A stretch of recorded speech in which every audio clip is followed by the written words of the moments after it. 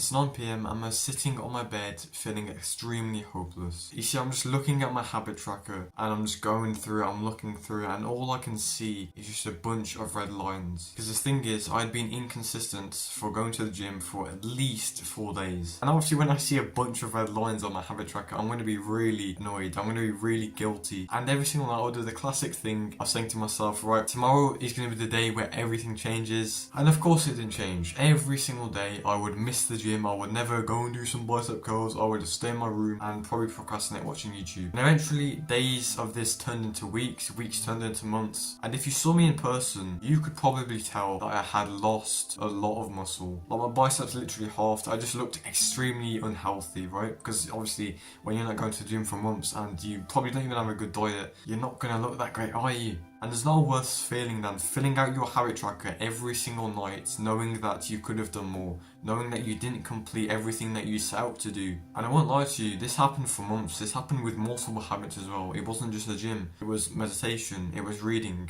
I just could not stay consistent with these things, even though like months before I could. And I'll be honest, this was actually a blessing in disguise. Because this is exactly what happens on self-improvement. You start it, you be inconsistent, and then eventually you learn and you become consistent again. I want to ask you a question, and you have to answer this honestly. Have you had your F.T.E? If you do not know what an F.T.E is, it's basically fuck this event. And what that means is your life gets so bad, like you hate your life, that you just force yourself to change. And the reason why I ask this is because you need to experience the lows to experience the highs. When I was in this inconsistent phase at the start of what I just told you, I started to lose self-respect, I started to lose a ton of muscle. So eventually I had to go to the gym. My brain started to see all the progress that I'd made just disappear. All the progress of my bicep being bigger, it was now deflated. It was like a balloon that's just like gone really small. So that became a new necessity in my life to actually stay consistent. If you're going through some really tough times right now, maybe, I don't know, you're being really inconsistent with self-improvement, you've experienced a major problem in your business, I'm actually grateful that happened to you. And I'm not saying this to hurt your feelings, I'm simply saying it because you need to experience the lows to experience the highs. There's a term, it's commonly used in self-improvement, where people just basically kill their older selves and you become this new person, become this new identity.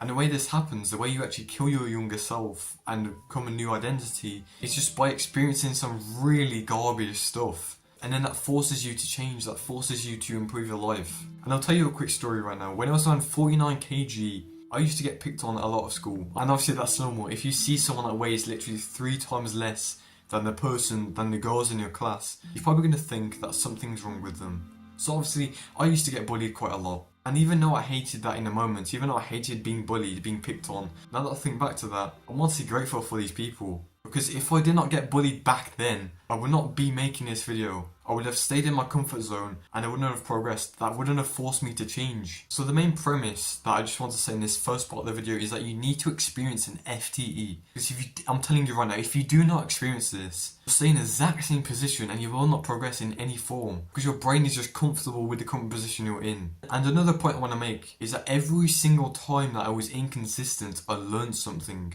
I learned the triggers that allowed me to go back to video games. I learned the triggers that stopped me from going to the gym. Every single time I experienced a new excuse, a new, trigger that stopped me from going to the gym, that allowed me to eliminate every single possible excuse. So eventually I had to go in the gym. I had no other option. And I've kind of just thought of an equation I want to give you. And this will be really valuable if you're just starting self-improvement, because I guarantee you will experience some inconsistency, okay? And that is inconsistency equals consistency. Because if you are consistent in the beginning and you don't face any of the resistance with like starting the gym, for example, eventually you will become inconsistent because your brain will start to generate excuses. You'll have an injury so you can't go. And that's why I'm really grateful for being inconsistent at the start, because I would have never experienced the triggers that basically stop me from going to the gym so I can actually eliminate them. And if you're really just struggling with staying consistent, I've got an analogy for you. So do you know with like movies, how they have this specific structure, right? Normally you have like a beginning, you have like this backstory bit, and then you face a problem.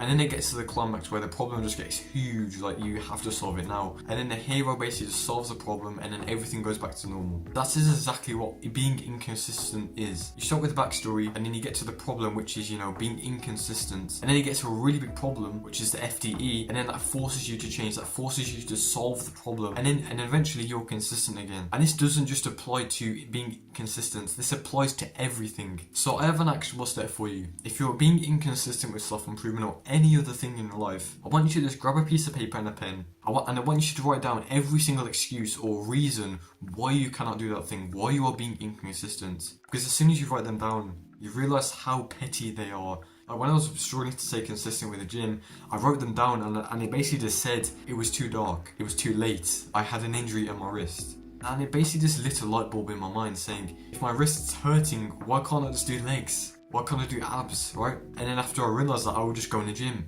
I was able to go in the gym now because I got rid of the excuse and the reason, okay? So just do that extra one step and I guarantee you will actually be consistent in self-improvement, okay?